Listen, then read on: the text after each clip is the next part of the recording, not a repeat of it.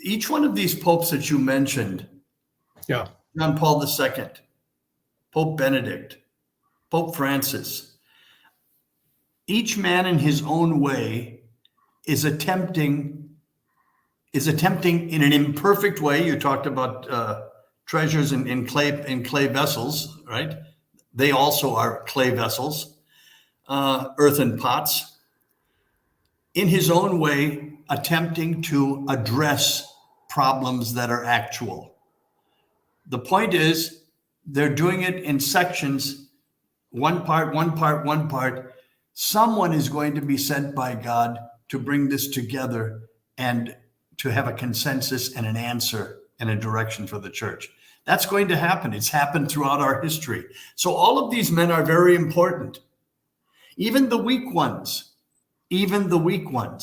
because they permit because of their own weakness, they permit people to be bolder in asking questions and causing confusion, which later on is going to be resolved. So I just see it as a marvelous dynamic that's in the church. And it's there, it goes on. But I really am waiting for a great to come along. And I think he's not too far in the offing.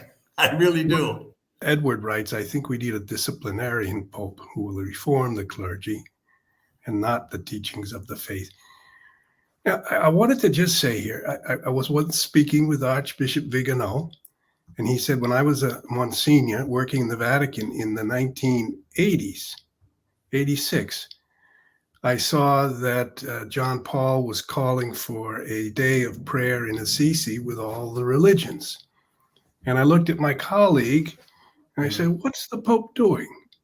Is he becoming too trendy? So John Paul then had his occasional moments when he would try to take that step towards ecumenism, towards embracing people who were not yet in the church, even picking up the Quran, if you recall.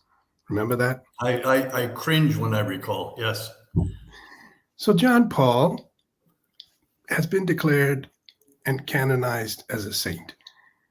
Pope Benedict, who continually wanted to retire, who did teach, who did really underline his respect and love also for the old liturgy, but always for Christ. But then he, going back to the very first homily that he gave on April 24th, 2005, I was there that day, and he goes through his whole homily and he gets almost to the end and he said, I want you all to pray for me that I do not flee for fear of the wolves. Mm-hmm. And I kind of shivered in the audience. I said, what is he talking about? Did he not flee? I said, he won't flee. And then I remember February 11th, 2013, he leaves the papacy. I'm still 10 years later kind of trying to wrap my mind around that. I'm a little slow. And Robert, you're not alone with that. You're not alone with that, right? So then many of us are in the same boat. Many people say that Pope Benedict thought that a man that he knew as a member of Communion and Liberation, who used to come to our offices at Trenta Giorni in the late 1980s as a young Monsignor, his name was Angelo Scola. He had become the Cardinal Archbishop of Milan. Well, people have whispered that Pope Benedict kind of thought, I'll resign, I'm tired, exhausted, and I'll probably suggest that it might be a nice idea to elect Angelo Scola. But things turned out differently, and we elected Jorge Bergoglio. And some people say that Pope was surprised by that. And these are things I hate to talk about, but we've had 10 years now, and I think there's been some profound positives because we don't want a church that does simply repeat formulas. And we're talking now, this listener has said disciplinarian, but we also don't want to have changes in doctrine.